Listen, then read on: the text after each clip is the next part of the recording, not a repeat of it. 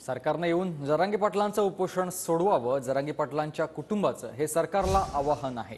शांततेच्या मार्गाने लढून ही लढाई आपण लढू आणि जरांगेंच्या कुटुंबांनी आवाहन केलंय। सरकारने विजयाचा गुलाल उधळायला लावून अपमान केलाय असे आरोप देखील जरांगे पाटलांच्या कुटुंबियांनी केले आहेत।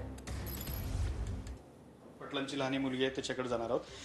ते जेव्हा घरी आले त्यावेळेला पुन्हा उपोषणाला बसला जाण्यासाठी असं सांगितलं जाते की तुझ्याशी पण पप्पांनी काहीतरी चर्चा केली होती, तुला काहीतरी सांगितलं होतं। काय सांगितलं होतं? नाही, तसं मी पप्पांना काही म्हटले नाही उपोषण। हा, पण मी पप्पांना एवढं सांगितलं की पप्पा उपोषण नको, आता तुम्ही खाऊन पिऊन लढा, आम्ही तुमच्या सोबत आहेत, आता पण सोबत आहे। पण समाजाच्या वेदनाच एवढ्या मोठ्या आहेत की पप्पांना उपोषणाशिवाय काहीच पर्याय नाही। एक मुलगी बापासाठी काहीही करू शकते आणि ते आता काही दिवसात कळेल, पण नाही लवकरात लवकर आरक्षण दिलं तर ते कळेल पण एक मुलगी काय करू शकते। त्या समाजाला एवढंच सांगणे, ह्या आपल्याला लढाई जिंकायचीच आहे, काही जरी झालं तरी जिंकायची, पण आपल्याला शांततेत लढाई जिंकायची। आपला लढाई जेव्हापासून चालू झाली तेव्हापासून शांततेतच होती आणि आपल्याला ती आता स्थगित पण शांततेतच करायची।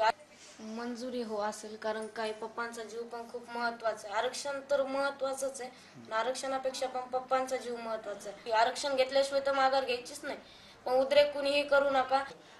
जर का गावातल्या लोकांनी किंवा सहकार्याने जरांगे पाटलांना आता रुग्णालयामध्ये नेण्याचा विचार केला, निर्णय घेतला, तर तुमची त्याला ही मंजुरी असेल?